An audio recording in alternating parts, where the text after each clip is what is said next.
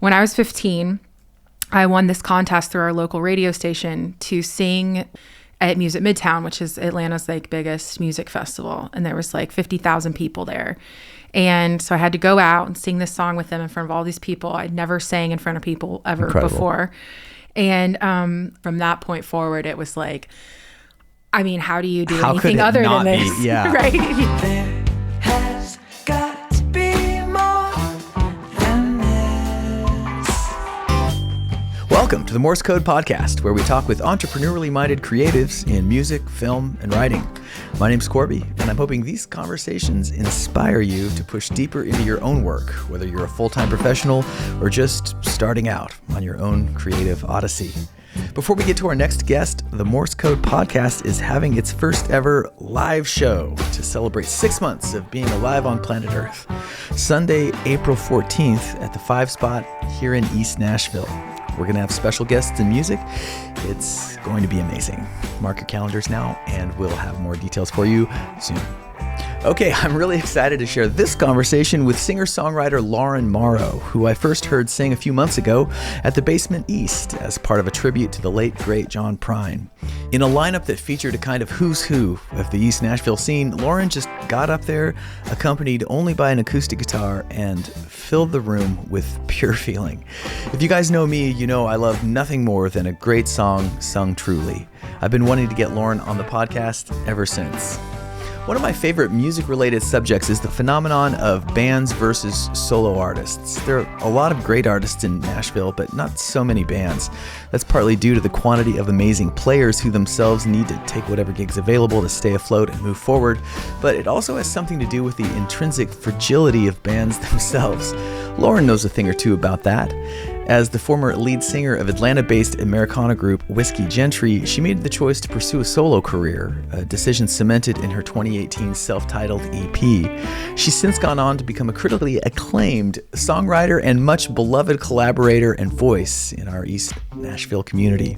If you get something out of the Morse Code Podcast, please like and subscribe. And now here's my conversation with Lauren Morrow. Lauren Morrow, thank you so much for making time for me. Yes. I've been looking forward to this for a while now. Thank you. Ever since I saw you perform, you and Jason performed at the John Prine tribute. Yeah. As part of the You've Got Gold festival. Yeah. You were at I think that was pretty sold out situation there at the Basement East. Yeah. And I watched all those performers, and I really loved your straightforward, from the heart delivery of that song. Thanks. And it cut. I mean, I thought it was a standout moment in the night. Thank and I don't you. think I was alone. And also, there's just something, a big part of the music background that I come from, we don't even know each other at all. Let's just establish that straight out. Tell me about yourself. Is that I really love great singing Yeah. and simple instrumentation and great songs. And it's just like kind of a less is more thing. And I said thanks like you were telling me all those things. Thanks. Well, you shined in that situation, so I was like, I got to get that girl on the podcast. Thanks. So well done, and I'm excited to get to know you more. And maybe I'll say that the kind of the impetus of this project, this podcast, is to share with people that are on their own creative journeys, professional or otherwise, kind of what people who are actually doing it are doing, and like what that looks like, you know, in this case, from your perspective. Yeah. So, maybe we'll keep that in mind. But just to kick it off, my understanding is that you moved here maybe 7 years ago from Atlanta. Right. And my question to you is, what prompted that sizable move, even though I know the cities are pretty close, but it's just like massive relocation. Plus you're just like, I'm plugging into a brand new community. Right. Well, it's funny because it goes back to that John Prine song in a lot of ways. Well, really in all ways. So one of my best friends from high school works for Oh Boy Records, John's record label. Mm-hmm. And her name's Eileen, and she had moved up here a few years before, probably about 5 years before me. And I had this band called the Whiskey Gentry in Atlanta. My husband and I had it. We were active for like over a decade. And we, you know, felt like we were doing all the right things. Like we were, you know, trying to do everything that we could to kind of get out there. We toured all the time. We did everything. You were all in. Yeah. And it just kind of seemed like, like, why wouldn't we get this press from this magazine or whatever? And I'd call Eileen and I'd be crying and I'd be like, I don't get it. And she would always be like, you need to move to Nashville. And I'd be like, no, never. It's not a sellout, like just had this like really like kind of disoriented idea of like what it would be like here. Yeah. And so she invited Jason and I to come up and do a benefit concert that Oh Boy was putting together for Jessie Zazu, who was battling, I believe it was cervical cancer. And much loved member of our community. Yeah. And she was still, with us at the time, and she was there. And there was, it was everybody from Jason Isbell to Corey Brannon to Elizabeth Cook and, all these people. And so we came up the day before and we did like a WSM interview and got to know like Kelsey Walden, and just like everyone was so kind and welcoming. And then that night when we performed, we did Far From Me, which is my favorite John Prine song. And when we got off the stage, people would be like, so where do you live? And we'd say Atlanta. And they would be like, why don't you live here? And we'd be like, I don't know. And so that night we were laying in bed in Eileen's guest bed, and Jason was like, do you want to move to Nashville? And I was like, I do. And I always did. Like when I was younger, I would come up here when I was like 21 and we'd go to Broadway, like before Broadway was absolutely what it is now, like you could still smoke inside at Roberts and like it was still kind of shitty. But anyway, so he said, do you want to move? And I was like, yep. And then within a month and a half, we moved and we packed up everything and we rented a house over by Shelby Park. And it was such a like amazing, almost like seamless transition, because all the years that we had Whiskey Gentry, we had met a lot of people. And so we had a lot of friends who lived here already.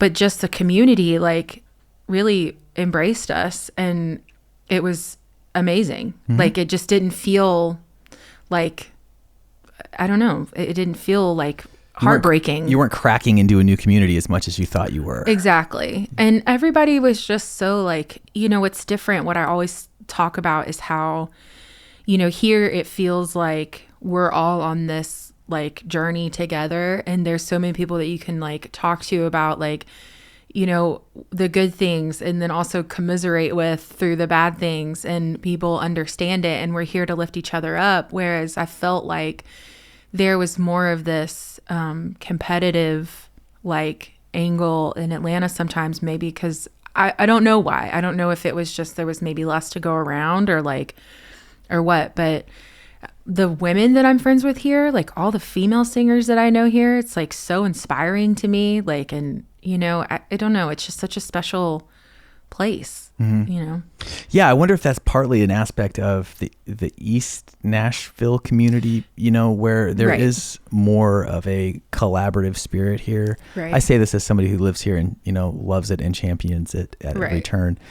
So I might have a skewed perspective, but, I moved here almost 20 years ago now from Seattle, and didn't really know anybody and kind of had to find my people because I really didn't know.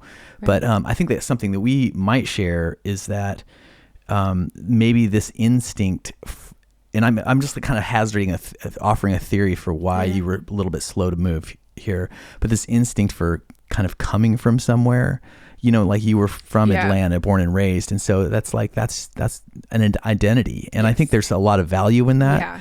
Yeah. I know that I'm about to bag on Belmont here, Kyle, brace yourself. I think that if you move too early to Nashville before you've kind of had some time to figure out what you like sort of apart from the market, you run the risk of like kind of not knowing what you like. You start to just notice really quickly what's selling, and then you instinctively chase that. So maybe it served you well. Perhaps. I think so. I don't think we talk about that a lot. Like, I don't think that there was a better time to have done it. Like after we had put in, all these years and miles being in a band and recording records and, just kind of had that experience, and we didn't expect anything out of it. I feel like sometimes I've seen people since we've been here that have kind of move and then they get their ass handed to them sometimes because maybe they're like, I don't know, like wanting something more out of it rather than just like supporting your people around you and supporting the community and going to shows and doing all that, and then just existing with your peers and just seeing what happens, you know, and not like, I don't know, you know, trying too hard, I guess. Like, we already had our identity. We already had the stuff. I mean, we did rebrand to my name when we moved, but like, I think we still had the experience of it rather than being like 21 and kind of not knowing who I was. You know? Talk to me about those early influences. Like, what, I want to know two things. One is like, what drew you into music? And then what were some standout artists, or do you have like a story that you can think of, or you were like, whoa, and the lights came on? Yeah, I definitely. So when I was growing up, I mean, we always had music around. None of my immediate family plays music, but I was always like kind of drawn to like playing piano and took piano lessons, but then got my first guitar when I was 15 and tried to take guitar lessons, but I hated my teacher. And so I was like, I'm just going to get on tabs.com and just like learn Wonderwall and just do it myself, you know? And, but I loved and still do love, I'm a huge like new wave fan. I love like dark wave, like Depeche Mode or, you know, or New Order, things like that. My favorite band is U2. I have been a U2 fan since I was a small child and get made fun of constantly for it sometimes like by Hum, people. Or what was the my Desert Island record of all time is Octung Baby. And again, you know, they get a little darker and weirder. It's got like the fly on it. Yes. Yeah. It's right after Joshua Tree. Oh yeah. I mean, like, and listen, we could turn this whole hour into a YouTube podcast, so let's not even go there. I get so excited to talk about that record. But then when I got into high school, I started listening, you know, I listened to all kinds of stuff, but really like a lot of like, you know, rock. And I loved this band in Atlanta called Marvelous 3 that Butch Walker, who lives here now, but he was the frontman of that band. And so when I was 15, I won this contest through our local radio station to sing with them at Music Midtown, which is Atlanta's like biggest music festival. And there was like 50,000 people there. And so I had to go out and sing this song with them in front of all these people. I'd never sang in front of people ever before. And did it. And it from that moment on, like just, I was like, well, this is it. Like, you know, I'd already kind of started playing guitar a little bit and started writing some stuff. But from that point forward, it was like, I mean, how do you do anything other than this? Yeah. Right? You know, you see like, these people. Yeah. And they're like, what? They're into it. Yeah. You're hearing yourself all loud. Oh my God. It's so intoxicating. It is. And it was like, you know, I feel like it's funny because Marvelous 3 just did a reunion tour and I got to go sing that same song with them at the Tabernacle in Atlanta, which was like where I first saw them play. And I have a tattoo of the Tabernacle you know, that I got when I was 18 to remind me to like follow your dreams. But like it was really such a, I mean, that was like the moment, you know, and then I got home and started trying to write and the early stuff's terrible. No, it's unlistenable. Yeah. Oh God. But yeah, I mean, that was kind of the thing. And then just learning more, going back through a bunch of different, you know, songs and genres and figuring out. And then the other big marker is when I moved to Newcastle, England when I was 19. And when I moved there, like I was always so shy about singing in front of people. And I would not share my songs with people. And then when I moved there, it was interesting because I didn't know anybody and they didn't have any preconceived notion of me to be like, well, Lauren, you know, like, who do you think you are? Yeah. Like I just like kind of was like, okay. And I played my first show there. And then that was the second marker of like being like, okay, like you can play your own music in front of people and they enjoy it. And then it was just all downhill. Yeah, I love that. The value of moving to a new community and starting over is, I think, not talked about enough. Yeah. As for burgeoning artists, I know that for me, I've had two like hard resets. One was I grew up in a little town in Idaho, and I had a high school band, and I have strong vibes with the new wave movement you're talking about because my first big band was The Cure. I was basically in a Cure cover band. Shirt today, oh my God! But I wore Depeche Mode instead. That's a near miss, but acceptable. Oh man, like I know people don't love Violator, but that record is just so good. What? The songwriting. Who doesn't like I don't know. They Violator? don't think of like Violator as like the Depeche Mode record. God, I do. Because they were so huge at that time, and Personal Jesus was like such a smash. But I love that music, and then when I moved, I was like you, I had, although on a much smaller scale, I had a very formative experience when I was like a junior in high school, where we were kind of a serious band for a small town Idaho kids who didn't know what the hell. And the school hosted like a battle of the bands, and there was a 10th grade band. I can't remember who they were. And then there was our band, the 11th grade. And then the 12th grade band, they were like kind of a Moni type of cover band, but they were all like the partiers and the coolest kids in town. Right. And it got to us, our turn. And it was like, I don't know what else to say, but we destroyed that fucking gym.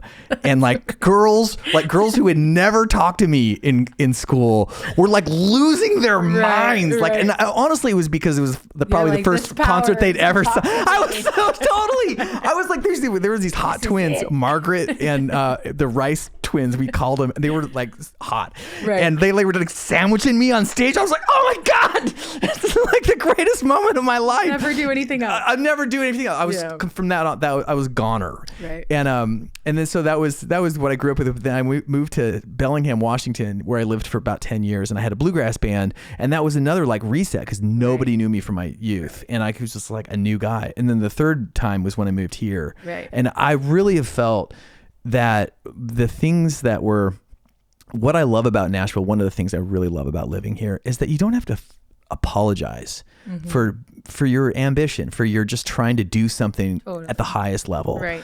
And I think that there was in my past, in my other towns, there was like, people were like, don't take it too seriously, like, right. I get it. We were just talking about this last night, that's kind of like when I go back to Atlanta, sometimes it's like, like, well, how's your band? How's your little band going? Or whatever. 100%. And it's just kind of like, this is my career. Like, like this is what, like, I really don't do anything else other than this. And I don't have to apologize for it or kind of sometimes I would feel almost embarrassed. Like I was stupid, like for, like here she is 38, just still following her dreams, like when you gotta hang it up, have kids or whatever. And it's like here, no one even asks. No one cares. Right. We're all in it together. And I mean, that is a huge part of like why I'm doing this is because I take it for granted a little bit, having lived here for a long time, that, and I do notice it when I go home and stuff. My mom is still just like, so no, what are you doing? No grad school? I'm like, Mom, I'm 47 years old.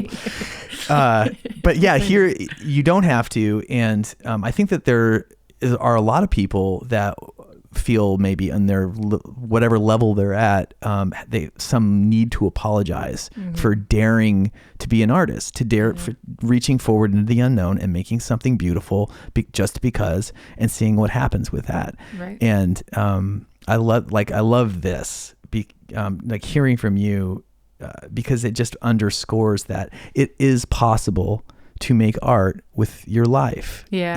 And why, if you feel a calling to do it, God, do it. I don't think that there's any other option for me. Yeah. It's like Jason and I talk about, my husband, and we talk about it all the time. Like, we follow those like cheap Nordic houses or cheap, cottages or whatever. And we like see these properties that are like so cheap. And we're like, what if we just like left, sell our house here. We just like moved to Norway, like, and just like, check out, like stop hustling, stop doing this like race of like, and all of the emotional, the which I'm sure we'll probably get into, but just like how you're so emotionally tied to your creativity and your worth and money and feeling all of those things, and just say like, I'm done, have a bunch of goats or whatever. But I could never do that. Like I can't ever, like, you know what I mean? It's something that's always in my brain. I think it's always been in my brain since I was a kid.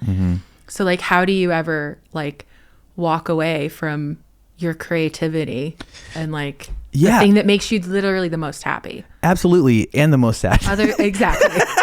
I think that it's like sort of the difference between a dream and a calling. Yeah. That's something I think about a lot, or that's motivated me and helped me kind of clarify what I'm doing, because like you, there's just no way. Like there's no way I can do anything. I've worked other jobs for sure to get by, but they were always like the thing that required the least amount of intellectual and power. So that I could be thinking about, like, I parked cars for like 3 years downtown in Nashville when I first moved here. And it was actually kind of an ideal situation because I'm sort of a daydreamer at heart, and I had all kinds of time to daydream. You just didn't have to, the only rule is don't crash the cars. Because you're just like checked out. So you're just, and it was great. Like that was a really nice, like, whereas if I would have gone like, maybe I should sell real estate or do something that makes money, then you can't just sell real estate. That's like a whole thing. That's a constant. That's actually another hustle. It's just maybe more lucrative and less soul fulfilling. Exactly. So make more money. Also maybe not be as happy. Yeah. And I've like living here, when I was in my 20s and stuff, everyone was still trying to like do it for reals, but people drop off because whatever, they have kids or they come to their senses or whatever. So I've had lots of friends kind of veer off into the realtor world. No harm, no done. I mean, that was like what happened really with Whiskey Gentry was that, I mean, we were kind of like a bluegrass band with bass and drums, and we had a lot of us in there, like banjo, fiddle, mandolin and all this stuff. And they kind of, they get married and they had children and houses and careers and all that, and I have a lot of respect for that, like that, and they'll still play music and, some of the guys, but like, it's just not, it wasn't what I knew that Jason and I were ever going to be able to do. Yep. I know how he is too. He's the same way. Like he can work any job where it's not going to occupy all of the time and thought, because he's also a very creative person, so.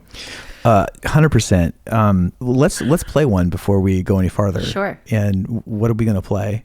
I'm going to play Only Nice When I'm High, okay, which was the first song that we released off of People Talk. I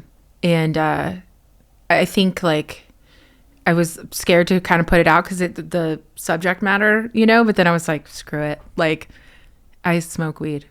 It helps me with my anxiety. So it's like people, I don't know, Deal with it, people. Deal with it. Like everybody else on the planet that does it. Like your dad's doing it in the garage, sneaking it from you. Like, it's just like, but really it's more about like just kind of needing something to help me get out of my own way, and for a long time, I don't drink anymore, but it was alcohol. And now I just smoke weed.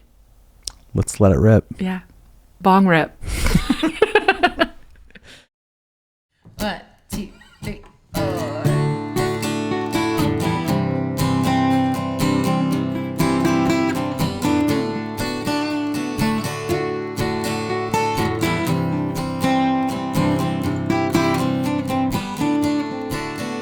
I'm sorry that I woke up on the wrong side of the bed. There's a million tiny monsters running circles in my head. Maybe that's why I treat you so bad. Or maybe it's my Scorpio rising. I keep saying crazy shit I can't take back. I guess I need some help to relax. Well, I'm only nice when I'm high. You thought I'd be a pretty fun time. The perfect incarnation of the girl of your dreams turned out to be a frozen up neurotic ice queen. Maybe it's not a thriller, hanging out with a buzz killer.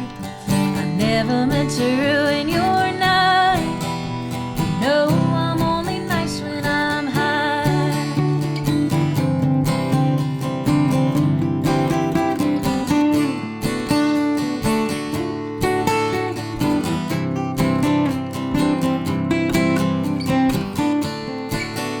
Sometimes I get the feeling that I can't cut loose. It's hard to keep on dancing when there's rocks in your shoes. And everywhere I go I feel like I have to choose between putting on a big show or hiding. There's no good reason for me to hold back. Be the first to defend or be the first to attack. I'm doing all I can not to come to. There's only one remedy that I can find to leave the prison of my mind. When you know I'm only nice when I'm high, you thought I'd be a pretty fine time. The perfect incarnation of the girl in your dreams turned out to be a frozen up neurotic ice queen. Maybe it's not a thriller, hanging out with a buzz killer. I never meant to ruin your night. You know I'm only nice when I'm high.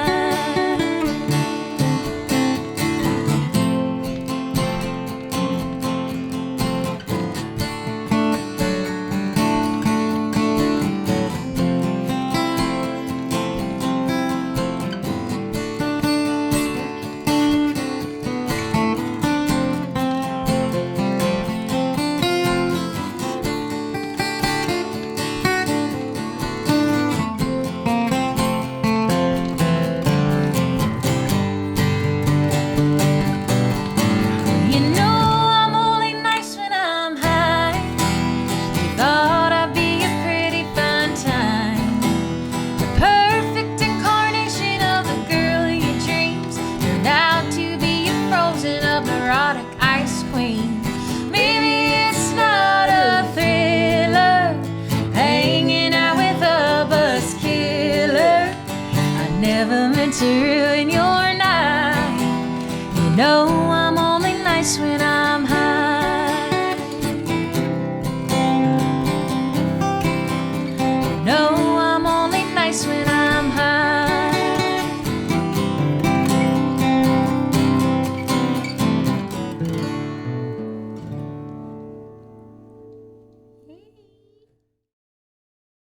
That idea of the band and kind of going apart. There's two thoughts I have, and one is that was that one of the things that led you guys to sort of revisit this idea of moving away from your community, is like this feeling like, okay, some of us aren't as committed as Jason and I, and maybe that is a sign that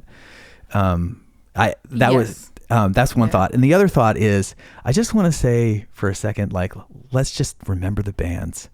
Because that is one thing I do miss about Nashville, is there aren't really very many proper bands, and they're fewer than there even used to be. And I think that's a lot, one of the main casualties of sort of the new quote unquote music model, which is like impoverishing already impoverished artists. Right. It's like if you're a solo person and you have some sort of viable touring option, you can maybe sustain yourself. Yeah. But if you're a band, I don't know. Yeah. You know, it's just not going to be easy for you guys. No, and I mean, I have a lot of thoughts on that. Yes. So Whiskey Gentry, like, I sometimes will think about like all those years with them and like just be moved to tears, because we were a band. Like those are like, I would, you know, take a bullet for those dudes. And we did so much together. It's such a incredible time in my life that it was just so exciting, and just like everything was amazing. And yes, I mean, there came a time when it was like, okay, like, it did feel like there was this shift in this commitment, and it's not like, I don't say it like commitment as in like, I can't believe you're not committing yourself fully to this band when you've got children to feed. Like it was like just this shift where, like I said, like Jason and I knew that like we weren't going to go that direction, and we were already like fronting, you know, financially everything. And it was just getting more, I think, more difficult even still too, to like, tour, obviously. To have 7 or 8 people on tour, forget about it.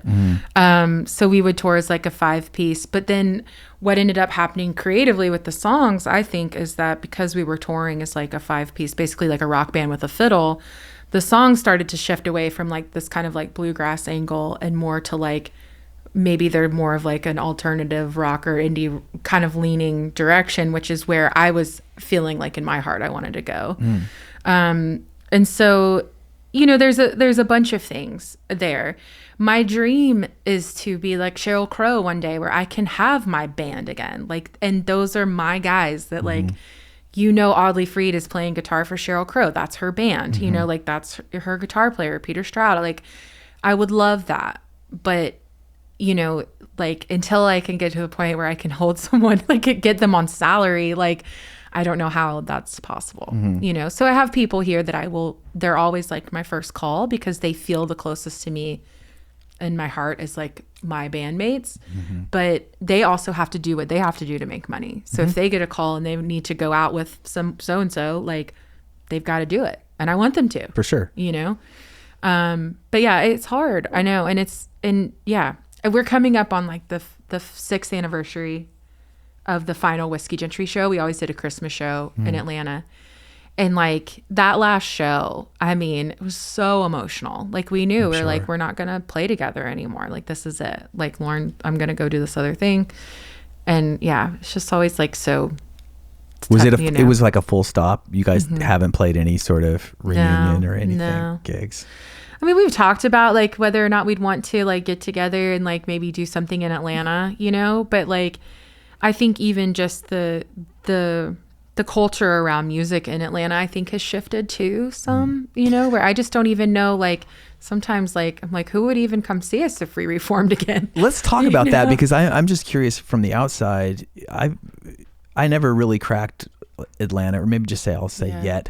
I played Eddie's a bunch of times, right. And but like, what's going on in Atlanta? There's Eddie's, there's the City Winery, Smith's Old Bar is still there, rocking, Variety Playhouse. I mean, they've got a really great room now called the Eastern that's like over near Cabbagetown, Reynolds-town, like where Jason and I used to live. But I think it's just kind of the way that a lot of maybe major markets are going, where if you're bought by Live Nation or AEG or like one of those big buyers, like the small guys like me, like we don't have a ton of options. So it's like we do the same ones. Like Eddie's has been great for us, but we were able to, before Whiskey Gentry disbanded, like we would do Variety Playhouse, which is now I think booked by one of the bigger national booking companies, but I don't know, but it's just different. And Atlanta is a tough nut to crack. I also just think there's so much going on all the time. You've also got traffic that's going to just like totally screw you. If you live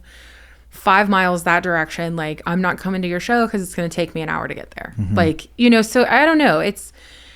And I can't speak to it enough, having not really been there that much over the last 6 years, but every time I go there and tour, it just feels different. But I also think that a lot of our fan base from Whiskey Gentry and all of that, they're all different too. They've all got kids. They've got things that's like, we can't come rage and black out on a Thursday night anymore. Yeah, totally. There was a time in my life where I was touring a lot, maybe like 100 to 150 shows a year, like just constantly. And, I was probably mid late 30s then. And I was kind of just like, man, everybody here is 50. Not that there's anything wrong with being 50 or older. But I was like, I want to play for like, young people. But I realized really quickly that there's really two concert going populations. And one is you're in your mid to early 20s and you have like the wherewithal and the free time and the lack of commitments to go out and party basically. And then you get married and have kids, and then there's 20 years where you're just dealing with your family, and you go out to 2 concerts a year, and they're like legacy bands at the Bridgestone. Right. And then you're 50 again. You're like, oh, cool. Yeah. Let's go out and see music again. Yeah. But there's a 20-year gap from 30 to 50 where it's just like, that's not realistic. You really aren't going to get a lot of 30 somethings to come to your show unless you're in East Nashville playing for your friends. Right. So that's something. I don't know that the music that I make is necessarily geared towards those 20-year-olds either. Yeah. It's like sometimes I like look at like TikTok stuff and I'm like, dear God, like I don't, I think Adele even said something too, like, and when she released her last record, she was like, I'm not making music for children. Like I'm making music that I want to make. And I think somebody made some comment. I can't really remember what it was, but I think that's feel probably like that's pretty me. wise coming from her, anyone. And Yeah. I have this She's doing okay. She's doing fine. So, Maybe yeah. I'm not going to worry too much about Right. old Adele. Right. I have this like song that I've been like wanting to write, and it's something about like it's us against the kids. And the impetus of that song is just like I get sick of older folks trying to like emulate and chase and Yeah. ape young kids. Right. It's like, you know what? It's way better to be Right. my age than to be 25. I like it a lot. I agree. I mean, I'm wiser. I'm richer. Right. My life is more complicated more in a way mentally that's stable. yeah. Like, Barely you could say that. But yeah, me yeah. personally. kind of. But Or maybe it's just that I figured out how to get help for my mental instability. Yes. You know, like. Right, not just like raw dogging my 20s. Like, I guess I'll just drink more, you know, like Yeah. more drugs. I don't know. Yeah, I will like kind of going back to Depeche Mode. I have so much like I went and saw them twice within a week once in Atlanta and then once here, which I've never done that for a band in an arena. Like, and they were just so good. And like what I kept taking away from it is I was like, they're not trying to, you know, in their late 50s, early 60s, try to be a TikTok band. Like they still create music that is who they are. And it doesn't matter, you know, they're not, you know what I mean? And Yeah. sometimes it's so uncomfortable for me to see people like, you know, artists that are older to try and do that thing. Yeah. U2's done that sometimes where I'm just like, guys, come on. Like, Yeah. you know, like I'm all for like, you know, like if you creatively or like whatever, but sometimes you can just feel Coldplay. Yeah. I love Coldplay, but like this new stuff that Coldplay, I'm like kind It's of like like chasing relevance. Yeah. Yeah. Changing. with Chris the Martin, I love times. you if you see this. You're always my favorite. Well, so tell me about your participation in social media and how you grapple with that, the obligation to do it, or maybe a refusal to do it, or striking a boundary. Yeah. How do you engage? Are you on TikTok? I am, but I don't have really anything on there. Yeah. I did like last year we went on tour. We were gone like 160 days or something with this guy Korby Lenker, who's a incredible a singer and Canadian. songwriter from Canada. Yeah. And he's just the real deal, like real deal. Hello. He's like the real deal cowboy. He grew up, you know, on ranches. I mean, he's amazing. His band's amazing. We became so close with them. And I was like, you know, it's just Jason and I. And we had like modded out our 15-passenger van to have a bed in the back. Like he built me a closet in there. Like I was like, I'm going to document this and do like a tour diary. And so I did. And you know, not really thinking that the first leg of this tour was like 6 weeks and I was trying to do it every day. And so then by the end of it, I started just doing chunks of time. Like it was like this week on tour, you know, because it's kind of the same shit all the time, Yeah. right? You know, like, oh, here's Loden, here's the screen room, Yeah. blah, blah, blah. But like, so I did kind of get into it then, but then I just, it feels like so much work. Like, and it sound like a aging millennial, but I'm just like, God, like, all of the social media that I feel like this pressure to like keep up with. And like, I've had people like on my team that were like, when this last record came out in March, like, well, like, what about your TikTok? And I'm like, what about it? I hate it. Like, you know, and I'm kind of like, I'm not very good at it. I don't know. Like, and it's frustrating. I like, you know, Instagram for what it is, but like, I don't even know at some point with the algorithms, like all of the pressure that we put on ourselves to have to constantly be on the algorithm, if that's even reaching my fans anyway. Yeah. I don't know. Like, do you know what I mean? Like, it's I just do. like, I'm like, am I just like pissing in the wind here? Because I don't really like, I throw out, you know, like this show that I've got coming up and it's like, it gets 40 likes, but then like I'll post a picture of like me doing some dumb face and it's like 450, you know, like I'm like, what? I don't get it. Yeah. I mean, I can relate to that a lot. And I'm kind of past that in my life in a way where I've just, and there was like a lot of heartbreak there where I sort of, was chasing my version of what I thought a successful music career was for 20 years. And like, 100% in. Number one priority, priorities 1 through 5. We're all get big with music. And then as you know, I was also like, I'm a little older than you. And so I hit, I was like 23, I think, when Napster hit and just like destroyed the music business. And then there's like kind of 10 years while people were figuring out what to do. And then MySpace comes along. It's like, okay, I can do that. And then it's just like the encroachment of social media platforms on the creative entrepreneurial lifestyle just is like relentless and ever expanding. And it's kind of like being boiled in slow motion, like you wake up and all of a sudden there's like 7 apps we're supposed to keep up with. I got to keep all this going. And I mean, it's exhausting. Yeah. And in 2021, I put out a record that I'm really proud of. It's a great record. And obviously wasn't doing a lot of touring, or this is 2020, made it in 2020, released it in early 2021.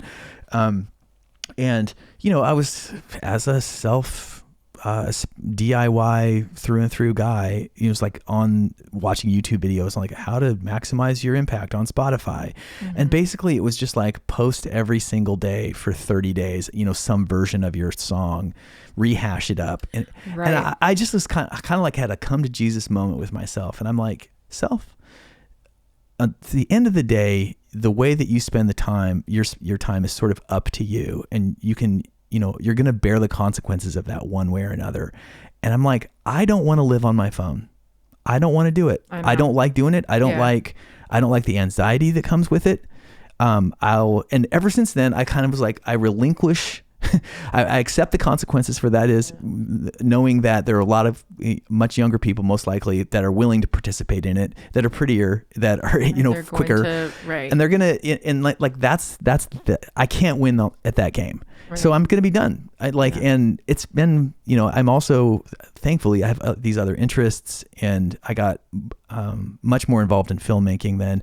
And I'm a writer in my brain and kind of my basic personality. And so I found myself sort of not retreating, but pivoting into creative outlets that didn't require a relentless and constant public appearance. Yeah.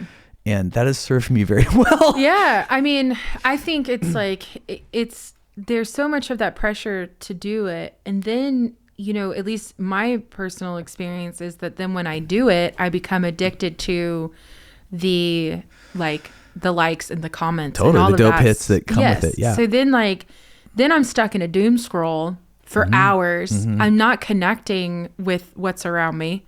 I'm sitting there literally on my phone with, my husband sitting next to me, probably on his phone too, because we're both like the same dopamine weirdos that are like, everyone ding, is. ding, ding, ding, and it sucks. We just watched this episode of Black Mirror the other day that is about this same thing, and just, how the social media companies know what they're doing, like they know that they're getting us addicted to it, but I did tell Jason, I was like, I think I want to like take a break in January, and he's like, but like, what about your career? And I was like, all right, record label husband fails in 30 days, right? He's like my tiger mom.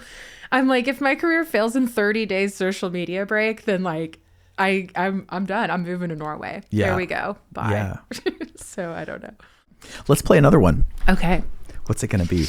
I'm going to play Hustle next, which is a song that I wrote not very long after we had moved to Nashville. Because every once in a while I have these like existential freakouts where I'm like, I quit. I'm going to go work a job, like a 9-to-5. And then whenever I attempt to do that, I can't, because I hate that reality. So Hustle is just like, everything that we have to do. It's like Jason and I have a painting company. I was cleaning houses for a while. Like whatever you have to do to get by so you can play music is essentially what that is. Can't wait. All the things. Okay, rip one.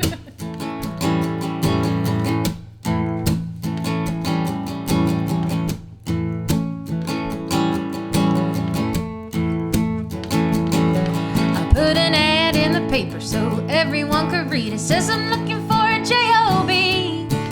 'cause the dream I'm living keeps taking from my pockets, ain't paying what I thought it'd be. Well, that's the cost of being my own boss. Don't you know I love it? So when a call comes in that says, hey, you're hired, I'll tell them where they can shove it. You got a H-U-S-T-L-E, you gotta hustle, baby, just like me. A bartender or teacher or a television preacher, you're just trying to make your ends meet. There may be a time when my name's in lights, it won't stop there, you'll see. I'll be working till I'm dead, 'cause that's the way I'm bred. Hustle, baby, just like me.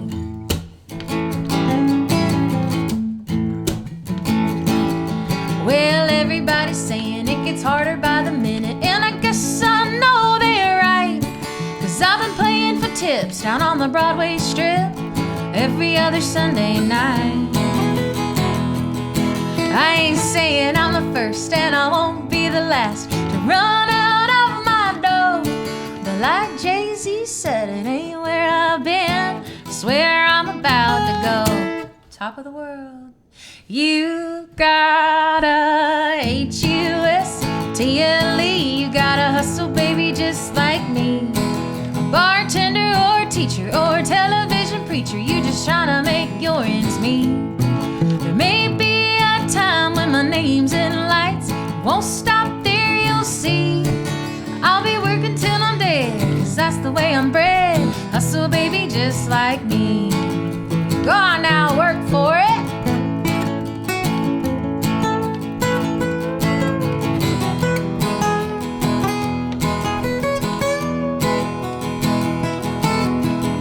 Ain't nobody gonna give it to you.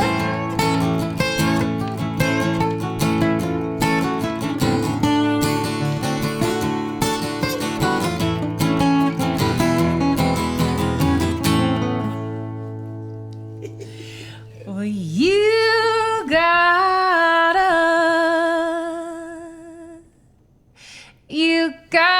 H-U-S-T-L-E, you gotta hustle, baby, just like me.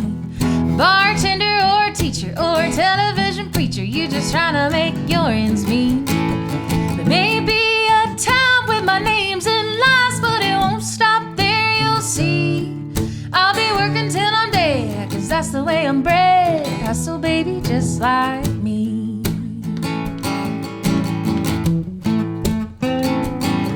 Yeah, I'm a hustler, baby. I just want you to know it ain't where I've been, it's where I'm about to go.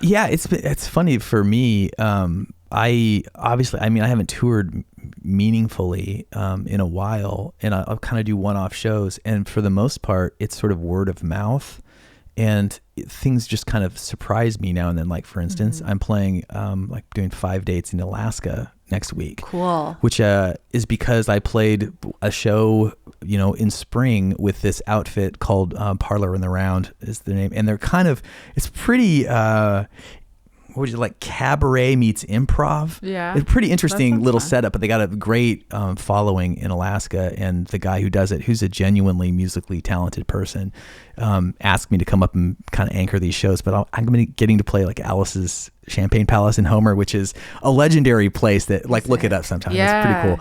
But anyway, so like once in a while something comes along and I'll do it. And I'm excited to do it. And it's like my well-being, my sense of self-worth isn't tied up into how many people come out to the show anymore, you know? Yeah. And there's something lost with that maybe too. But I think that what's gained is much more valuable. In that terms part of is really hard. Like the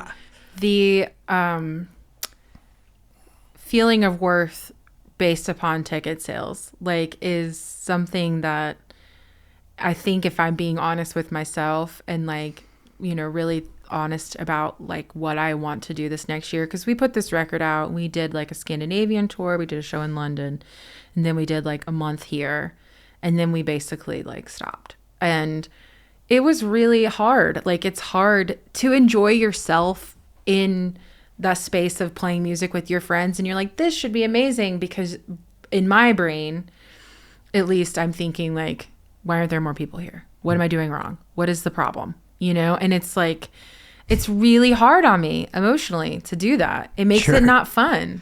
And and I can't, like, you know, and I feel like that's something that we've been doing that for so many years, like over 15 years. I mean, you know, whether it was in Whiskey Gentry or now, and sometimes I just am like, I don't know, you know, I don't know how to like keep, and the thing that sucks is that I love to tour. I love touring. Like, I would tour all the time if you could just get me out there in front of people. Like, that's what I love to do. I love to play music in front of people. Yeah. But it can be really hard on your heart. Yes. You know?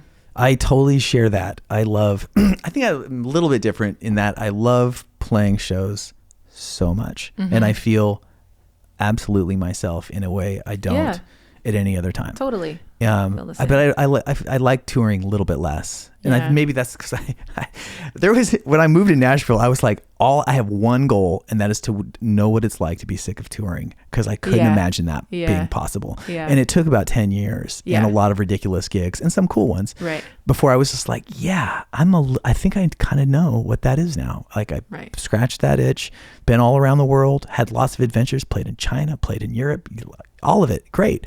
And now it's like, I don't mind being at home as much as I used to. Listen, I love being at home. I truly do. But like, my thing is like, I'll get done with the tour. I'm like, I hate this. I'm never going. I'm just not touring anymore. But then like a few months pass, and then I get real itchy, and I'm like, I want to go somewhere. The problem is that I think that when you're at the level that I'm at, is that you have to tour so much, and you have to do so much that like, that's when it gets exhausting, you know, like, and you're going because I think, you know, you're being told, or that maybe you think that you need to be playing Columbus, Ohio. There's a whatever, and then you go, and it's like, I'm not singling out Columbus. I like Columbus, but like, you know what I mean? Like, it's not like this in my ideal world. Like, if I were at a larger point in my career, like in a more successful point, and like could go and do like a 3-week run, like on a bus. Yeah. Great. Sign me up. But like, when you're in a 15-passenger van that's got bad shocks, and maybe like is, you know, it's got 300,000 miles on it, and you're trying to figure out your pre-sales aren't great. You don't have any like hotel rooms figured out for your next stop, you know, like, and I don't have a tour manager. So it's like, everything that I do myself. Jason and I do it together. So it's like just this added, you know, stress. So when I come off the road, I'm like, I'm done. I'm not going back. And then I'm a masochist. So then I'm like, a few months pass, and I'm like, well, ready to go see what's out there for me. You know, this time. Right. But maybe this time I'll show up to Bozeman, Ohio, and there'll be, or Bozeman, Montana, and there'll be people there. I mean, my heart breaks for you. And also, like, I know it firsthand. And I also speculate that some aspect of that masochistic component is basic to the creative process in whatever genre. You know, I was just at a film festival in New York this last weekend, and there were lots of New York actors, and you could see the hunger in their eyes. And, you know, like, I think that life in the city is tough in the best of circumstances. And so, but just the dreaming and the like working, waiting or bartending and getting, you know, trying to be an actor on Broadway and getting that call going out for, it's so hard. And it's so, the longer you do it and the older you get, the crazier it seems. Yeah. And, you know, there's always success stories, but I just feel like, even this is one thing I've noticed too, is that I've had some wins, you know, it's been great. That's part of what keeps you going. And like, okay, I'm not insane. Right. But then, you know, it's a year later and you realize at some point, like, well, this, whatever version of this story I had in my head, it's actually not that, it's this. And as long as this is what I'm willing to do and I'm getting enough out of this, then there's no problem. And I love how you just said that. That is, I mean, that's so true. It's hard though to be accepting of that is the reality of that. you know, like, and not what your expectation was or whatever, you know, and to kind of live in that present and be like, oh, I am satisfied with this, you know, like how this turned out or whatever. Because maybe that's the other thing, is that we're always wanting something else to be. At least that's how I am. 100%. And well, one of the things that the musical guests I like to have on the show and are the ones that I vibe with the strongest are this like singer-songwriter types. And I've had other people on the show, and it's been interesting to talk to them. And by other people, I mean like producers, or I haven't actually had a writer who's just like a songwriter who writes for other people yet, but I will, and I'll be interested to talk to them. And but there's something about that that's kind of like a little bit more, it's once removed, and you're like, how can I help you make your thing? I'm going to rally all of my talents to bring them all to bear on your vision, and we're going to do this together. And at the end of the day, you're going to pay me, and whatever happens with that is, you know, I can walk away. God bless you. Like you do that, I'll walk away from it and get. But we poor folk, we sit there and write these songs from our heart and our weird ass perspective, and like raise all this money against all hope, and bring a record to fruition and put it out in the world, and then go tour and then bare our souls night after night in front of people. And it is just like, talk about You're a recipe for but I mean, I just, my heart breaks, and I have so much admiration, and I know what it is, and it is just so incredibly difficult. And yet it like comes back to that calling thing. It's like, you can't imagine, you know, doing something else. And even, you know, whatever, you take side gigs or side jobs or to keep body and soul together, but this is the thing that you are. And I guess maybe I'm asking, is there ever a time where you would like write songs for other people, or just like write songs, or and not try to make them Lauren Morrow songs? No, that's actually funny that you bring it up, because that's kind of something that I've been like shifting into. Like, I did when I moved here, the idea of co-writing with people, I was like, no way. Like, this is my private situation. I am not going to write with other people who could make me, I always think like people are going to judge me or something, you know?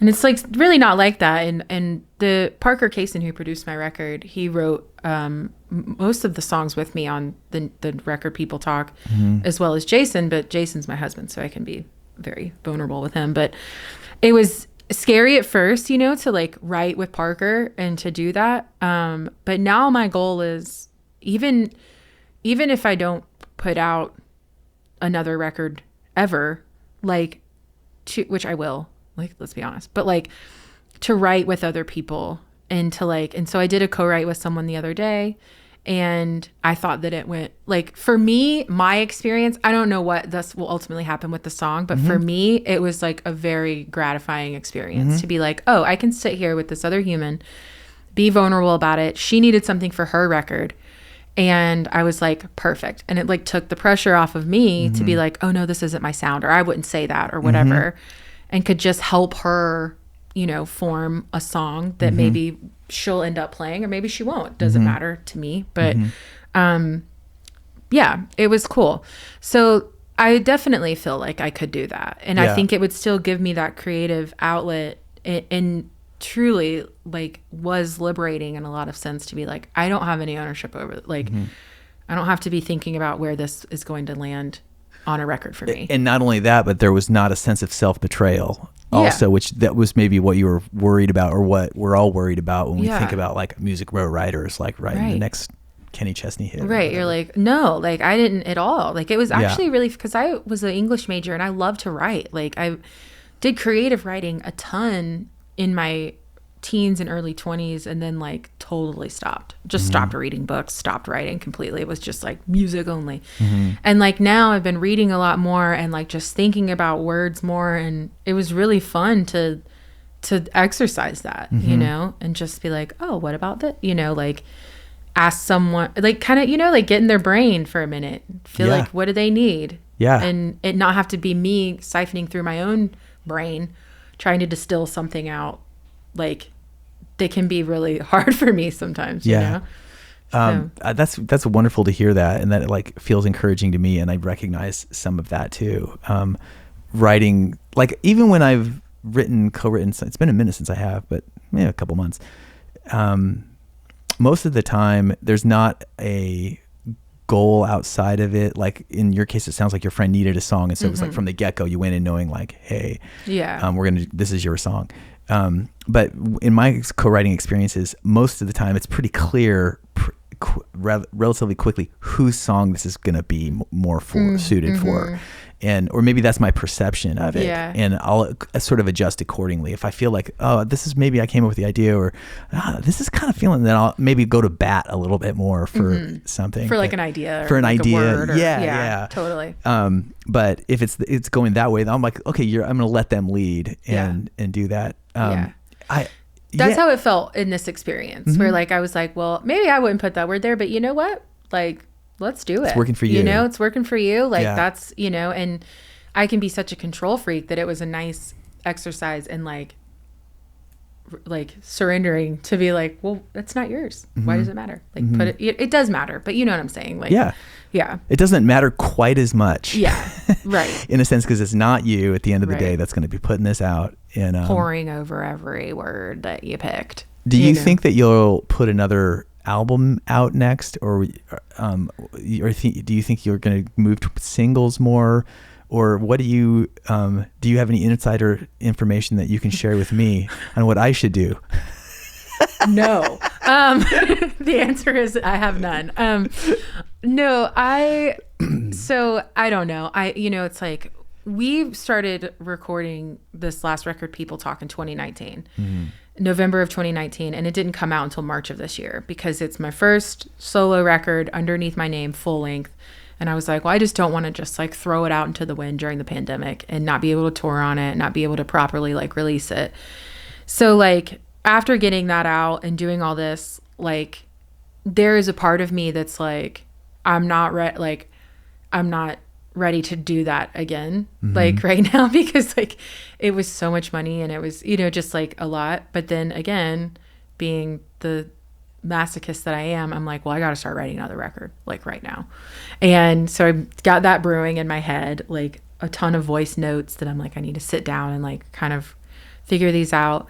But really what I want to do is like, I've been talking with my friend about like, I just want to like put out some music that I like love. Like, what if I cover a Depeche Mode song? What if I just cover Loveful by the Cardigans and release it, which is something we were in Sweden. We played that every night. Like, just like throwing stuff out into the ether because it's fun for me and doesn't feel like I could still be creative and sing, which I love to do, but I don't have this like pressure of being like, well, here's your original work that you need to like put out for people to make sure that you're a legitimate artist or whatever, just do something fun. Yeah. And we can do that now because that's what we have access to. Like my husband recorded a Christmas song last Friday and it was out on all streaming stuff yesterday.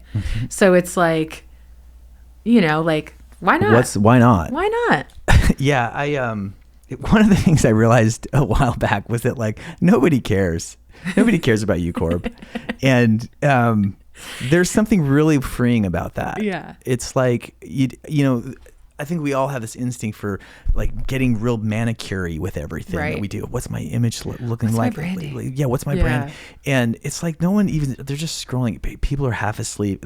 We're all just like overwhelmed with. So I feel like because nobody cares, just do what you want to do, and like put something out there and be like, I love this right here. I love it. Maybe you guys love it. Maybe you guys will never hear it, but I love this right here. And then like, let it go. And isn't it funny? Because I feel like that's when you truly are kind of making your best decisions, is when you're being true to yourself, to just be like, I love this. I don't care.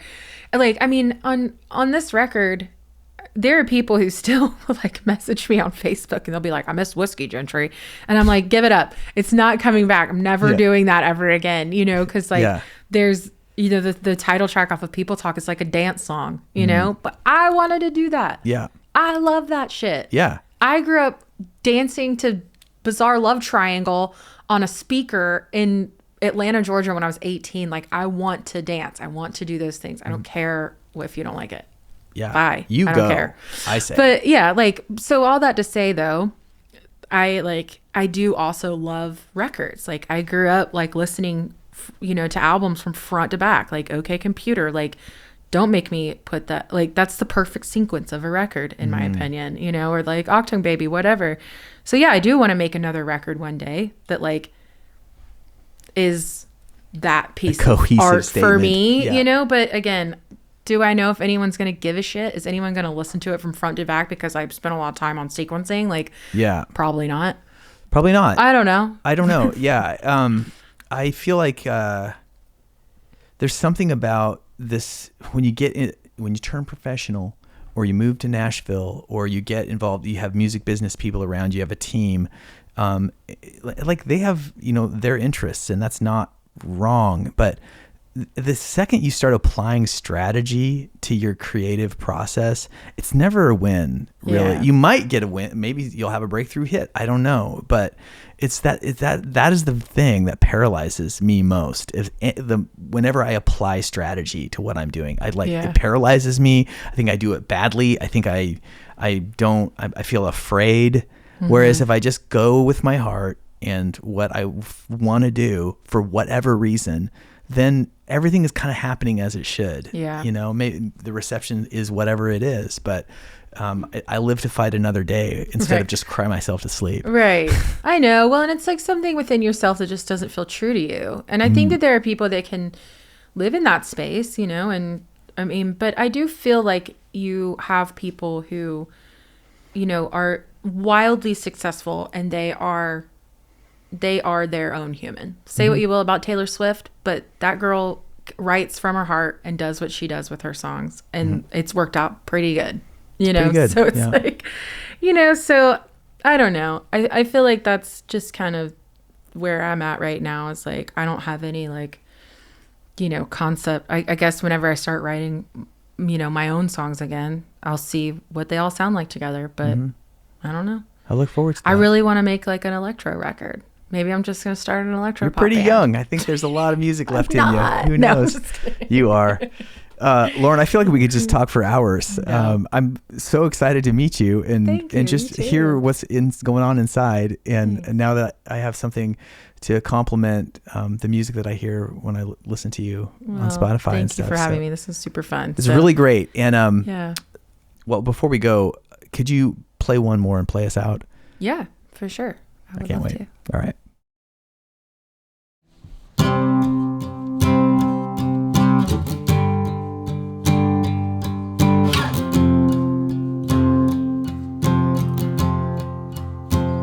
It's 5 o'clock in the morning on your birthday, and I can hardly believe I'm still awake. And that's okay while you sleep. I can show myself out and collect all the crap I left at your house. I'm sorry that it had to go this way. I hope you had a really nice birthday, and you will blame me, call me mean to any ear that hears,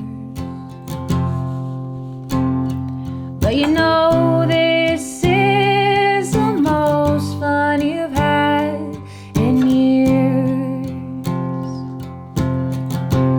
And let's be honest,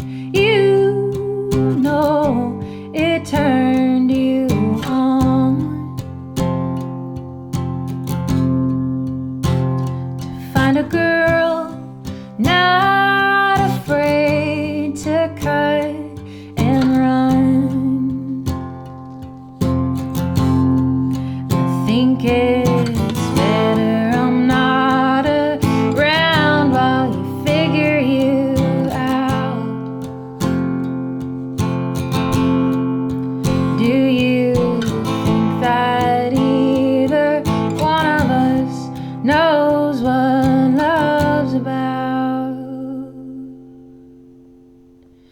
So when I see you around at every bar in town, fireworks in my brain and I feel sick. It just means that I'm not over you yet. It just means that I'm not over you yet.